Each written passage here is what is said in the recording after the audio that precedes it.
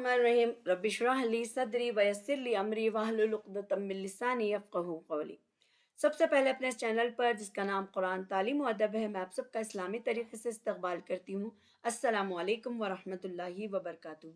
जैसा कि आप जानते हैं कि हमारा मतालिब कुरान के नाम से सिलसिला चल रहा है, उसमें हमने आयत नंबर 194 तक आयत तफसीर ली थी। अब आज हम यहाँ पर देखेंगे 195 से थोड़ा सा मुराजा, हम उसको पीछे से थोड़ा रिवाइज करते हुए जाएंगे कि वहाँ पर अल्लाह ताला ने फरमाया था कि जब बंदे मेरे बारे में सवाल करें तो तुम कह दो कि अल्लाह ताला क्या है, बहुत ही करीब है। और अल्लाह ताला क्या है, जब वो पुकारने वाले पुकारते हैं तो उसको सुनते भी हैं, और फिर ये कि अल्लाह ताला उसको कबूल भी कर लेते हैं। और फिर आगे की आयतों में हमने देखा था कि रमज़ान के रोज़ों की फ़र्जियत जब हुई तो वहाँ पर क्या है, पहले सहाबा कराम क्या करते थे कि रमज़ान की रातों को अपनी बीवियों के पास नहीं जाया करते थे, मगर कुछ लोग ऐसा करते थे। तो अल्लाह ताला ने फरमाया, ये आयत को नाजिल, फिर आयतों के नाजिल किया था और फरमाया था कि अल्लाह ताला को हर चीज़ की खबर है। तुम खियानत के गुनाह में अपने आप को मुब्तला कर रहे थे तो अल्लाह ताला ने तुम पर इनाम किया और तुम गुनाहों को तुमको साफ़ कर दिया। जैसा कि हम ये भी जानते हैं कि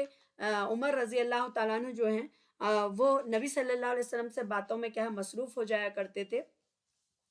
और फिर काब बिन मालिक से भी ये रिवायत है कि शुरू में लोगों में से जब कोई रोज़ा रखता था और फिर शाम को वो सो जाया करता था तो इस पर क्या है, खाना पीना और फिर औरतें सब चीज़ें क्या है, हराम हो जाती थी, लेकिन जब तक अगले दिन रोज़ा ना इफ्तार कर लेते। तो चुनाचे एक रात जब उमर रज़ी अल्लाह ताला अन्हु नबी करीम सल्लल्लाहु अलैहि वसल्लम से बातें कर कर वो जब वापस आ गए तो उन्होंने देखा कि उनकी बीवी सो चुकी थी। तो जब उसने वो सोहबत करना चाहा तो उन्होंने कहा कि वो तो सो चुकी हैं। तो हज़रत उमर रज़ी अल्लाह ताला अन्हु ने फरमाया कि मैं भी तो अभी नहीं सोया। तो फिर रात में उन्होंने अपनी बीवी से सोहबत कर ली और हज़रत काब रज़ी अल्लाह ताला अन्हु के साथ भी यही वाक़या पेश आया। तो वो लोग सुबह में नबी करीम सल्लल्लाहु अलैहि वसल्लम के पास आए और सारा वाक़या बयान कर दिया। तो उसके बाद अल्लाह ताला ने क्या किया, आयतों को नाज़िल किया और फिर उसके बाद बता दिया कि तुम रातों में अपनी बीवियों के पास रह सकते हो। और फिर उसके बाद आगे की आयतों में आता है कि अल्लाह ताला ने इतिकाफ़ के बारे में कहा था कि इतिकाफ़ क्या है, मस्जिद में करना, और फिर मस्जिद के करने के लिए कहा था। अब यहाँ पर आयत नंबर 195 में आता है कि अल्लाह ताला की राह में खर्च करो और अपने हाथों को हाथ हलाकत में ना पड़ो। इसमें बाज़ लोगों ने क्या किया था कि तर्क निकाफ इन्फाक, यानी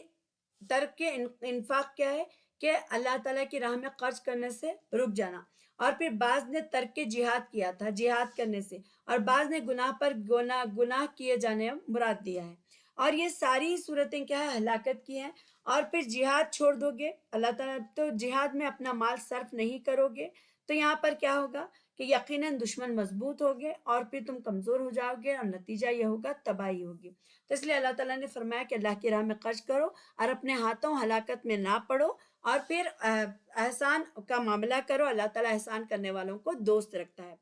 फिर आगे अल्लाह ताला फरमाते हैं कि हज और उम्रे को अल्लाह ताला के लिए पूरा करो, यानी हज या उम्रे का अगर कोई इरादा कर ले तो उसको ज़रूरी है कि उसको पूरा करे, चाहे वह नफली हज हो या फिर उम्रा। और हाँ, अगर तुम रोक लिए जाओ तो जो मयस्सर हो उसे कर डालो, यानी अगर रास्ते में दुश्मन या शदीद बीमारी की वजह से रुकावट हो जाए तो एक जानवर हदी, एक बकरी और एक गाय या ऊंट का 7वां हिस्से में से जो मयस्सर है वही ज़ुबा करके क्या है, सर मुंडवा लो और हलाल हो जाओ। जैसे कि नबी करीम सल्लल्लाहु अलैहि वसल्लम और आपके सहाबा ने वही जो हुदैबिया के टाइम पर किया था कि उन्होंने अपनी कुर्बानियाँ ज़ुबा की थी। और फिर हुदैबिया से क्या है, हुदैबिया हरम से क्या है, बाहर है। और फिर आइंदा साल इसकी क़ज़ा दो, जैसे नबी करीम सल्लल्लाहु अलैहि वसल्लम ने 6 हिजरी वाले उम्रे को 7 हिजरी में मुकम्मल किया था।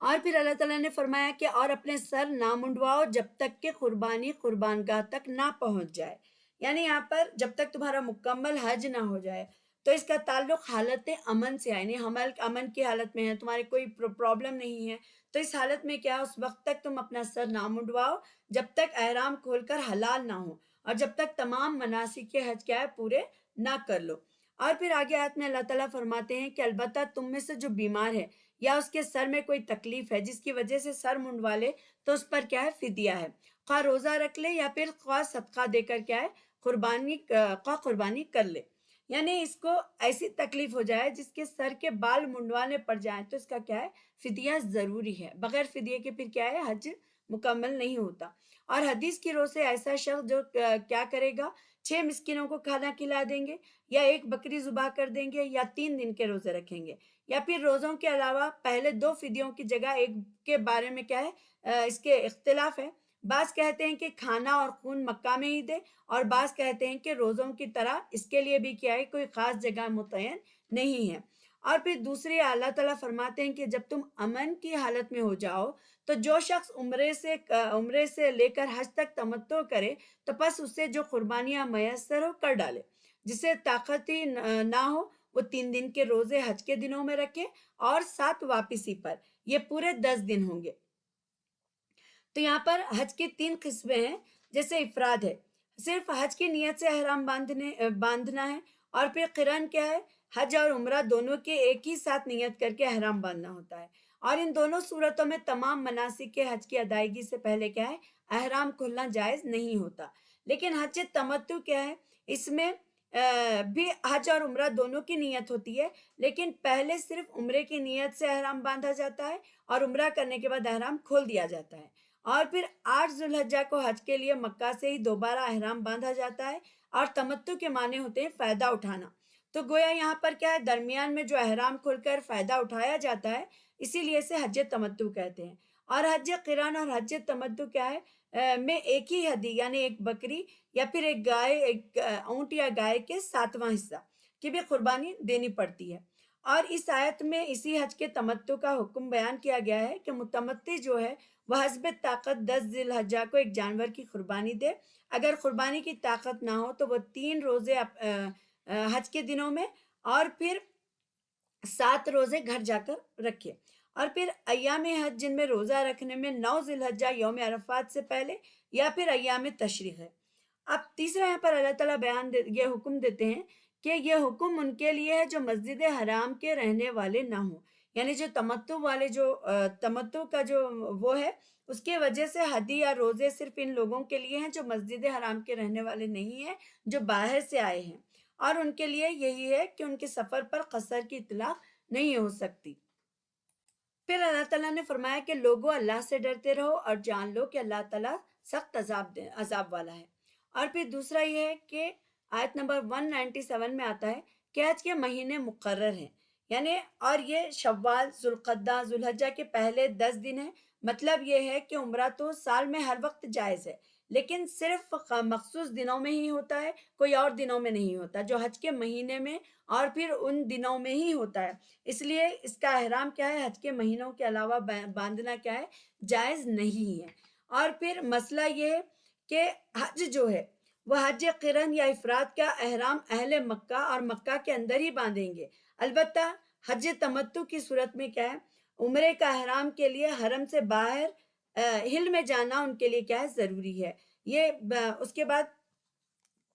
اسی طرح آفاقی لوگ جو حج تمتع میں 8 ذوالحجہ کو مکہ سے احرام باندھ لیں گے۔ البتہ بعض علماء کے نزدیک کیا ہے، اہل مکہ کو عمرے کے احرام کے لیے حدود حرم سے باہر جانا ضروری نہیں ہے، اس لیے وہ ہر طرح کا حج اور عمرے کے لیے کیا ہے اپنی اپنی جگہ سے ہی احرام کیا ہے باندھ سکتے ہیں۔ حافظ ابن قیم نے لکھا ہے کہ رسول صلی اللہ علیہ وسلم کا قول اور عمل سے صرف 2 قسم کے عمرے ثابت ہیں، ایک وہ جو حج تمتع کے ساتھ کیا جا سکتا ہے، اور دوسرا وہ عمرہ مفرد ہے جو ایام حج کے علاوہ صرف عمرے کی نیت سے ہی سفر کر کے کیا ہے کیا جاتا ہے۔ باقی حرم سے جا کر کسی قریب ترین ہل سے عمرے کے لیے کیا ہے احرام باندھ کر آنا وغیرہ مشروع ہے، اللہ یہ کہ جن کے ساتھ کیا ہے احوال اور ظروف حضرت عائشہ رضی اللہ تعالیٰ عنہ جیسے ہوں، تو پھر حدود حرم سے باہر کے علاقے کو ہل اور بیرون ملک سے آنے والے کیا ہے حجاج کو آفقی کہا جا ہے۔ اور پھر آگے آتا ہے کہ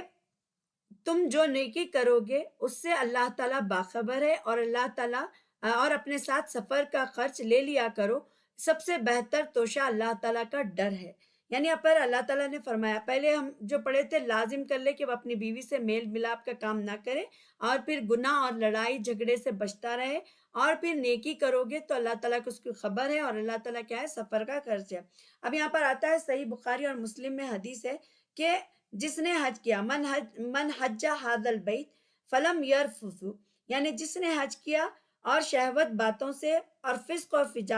فجور سے بچا، وہ گناہوں سے اور اس طرح پاک ہو جاتا ہے جیسے اس دن پاک تھا جب اسے اس کی ماں نے جنا تھا۔ تو پھر یہاں پر اور ایک جو آیت اللہ تعالیٰ مطلب آیت ایک دوسرا پوائنٹ بیان کیا گیا کہ نیکی کرو گے، یعنی تقوی سے مراد یہاں پر کیا ہے؟ سوال سے یہاں پر مراد بچنا ہے، یعنی بعض لوگ بغیر زاد راہ لیے کیا ہے حج کے لیے گھر سے نکل پڑتے اور کہتے کہ ہمارا اللہ پر توکل ہے۔ تو اللہ تعالیٰ نے توکل کے اس مفہوم کو غلط قرار دیتے ہوئے کہا کہ زاد راہ کیا ہے، یعنی راستے میں جو ضرورت کے سامان، جو خرچ جو ہوگا، وہ ساری چیزیں کیا ہے لینے کی اللہ تعالیٰ نے تاکید فرمائی ہے۔ اور پھر اللہ تعالیٰ نے فرمایا کہ اے عقل مندو، مجھ سے ڈرتے رہا کرو، تم پر اپنے رب کا فضل تلاش کرنے میں کوئی گناہ نہیں ہے۔ یعنی یہاں پر اللہ تعالیٰ کے فضل سے مراد کیا ہے؟ تجارت اور کاروبار، یعنی سفر حج میں تجارت کرنے میں کوئی حرج بھی نہیں ہے۔ اور پھر جب تم عرفات سے لوٹو تو مشعر حرام کے پاس ذکر الہی کرو اور پھر اس کا ذکر کرو جیسے کہ اس نے تمہیں ہدایت دی، حالانکہ تم اس سے پہلے راہ بھولے ہوئے تھے۔ یعنی اب اللہ تعالیٰ نے فرمایا کہ جیسے اللہ تعالیٰ نے پہلے تم راہ بھولے ہوئے تھے، 9 ذی الحجہ کو کیا ہے زوال آفتاب سے لے کر سورج کے غروب ہونے تک میدان عرفات میں اور وقوف، اور پھر حج کا جو سب سے اہم رکن ہے جس کی بابیت حدیث میں ہم نے کہا گیا ہے کہ عرفات میں وقوفی حج ہے، یعنی عرفات میں ٹھہرنا کیا ہے؟ وہ حج ہے۔ یہاں مغرب کی نماز نہیں پڑھنی ہے بلکہ مزدلفہ پہنچ کر کیا ہے مغرب کی 3 رکعت اور عشاء کے 2 رکعت جمع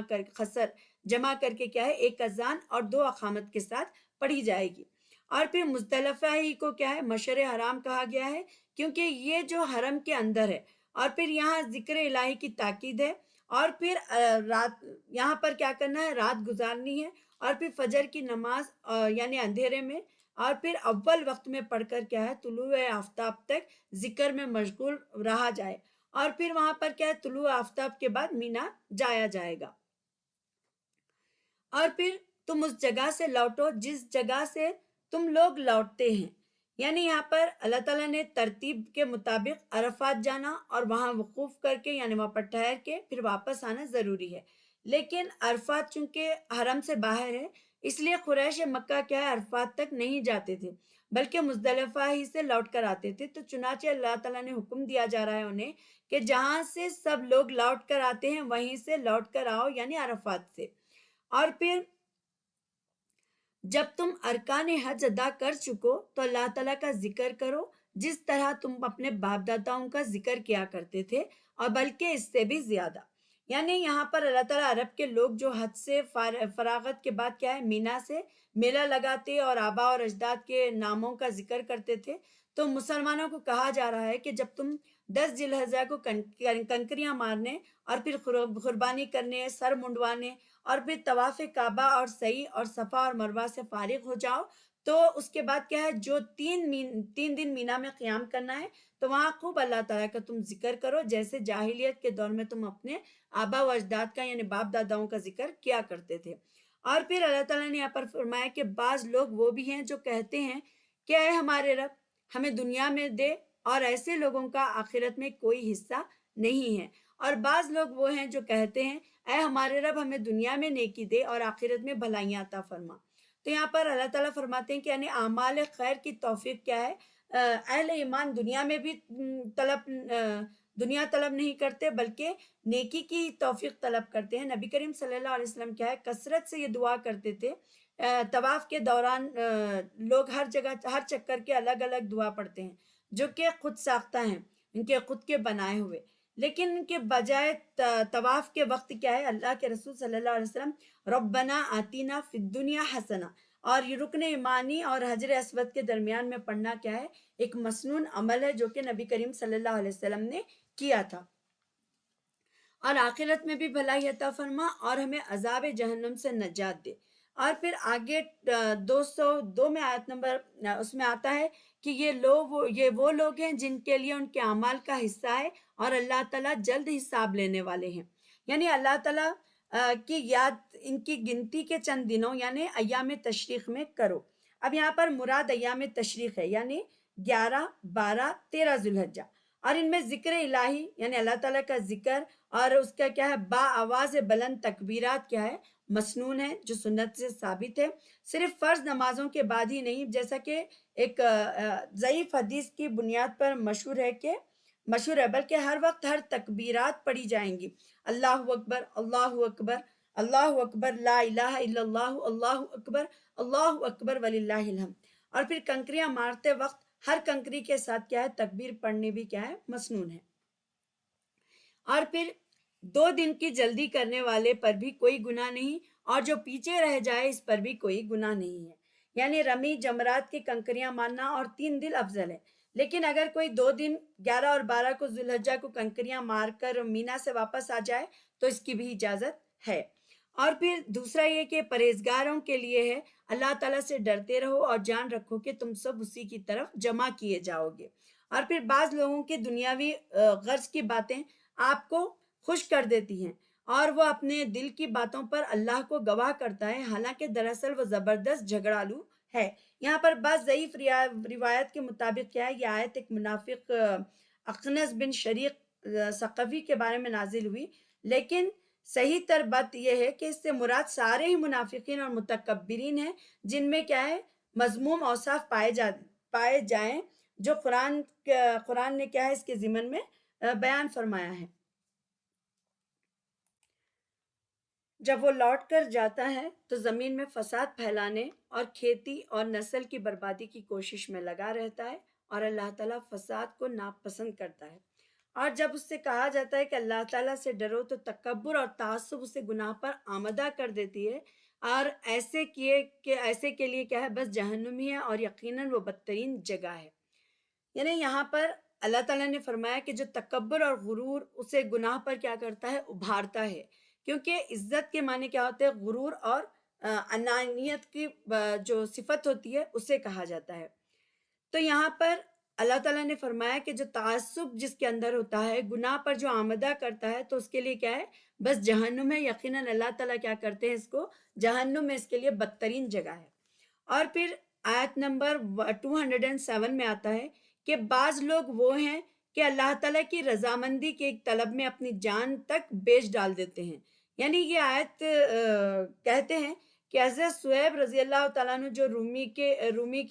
کے بارے میں آتا ہے نازل ہوئی تھی، کہ جب وہ ہجرت کرنے لگے تو وہ کیا ہوا، کافروں نے کہا کہ یہ مال سب یہاں کا کمایا ہوا ہے، اسے بس کیا ہے ہم اسے ساتھ نہیں لے جانے دیں گے۔ تو حضرت صاحب رضی اللہ تعالیٰ عنہ نے یہ سارا مال ان کے حوالے کر دیا اور دین ساتھ لے کر حضور صلی اللہ علیہ وسلم کی خدمت میں کیا ہوئے وہ حاضر ہو گئے تھے۔ تو آپ صلی اللہ علیہ وسلم نے سن کر فرمایا کہ صہیب نے نفع بخش تجارت کیا ہے قبول کی، تو 2 مرتبہ فرمایا کہ یہ آیت بھی عام ہے جو تمام مومنین کے لیے، متقین کے لیے، اور دنیا کے مقابلے میں دین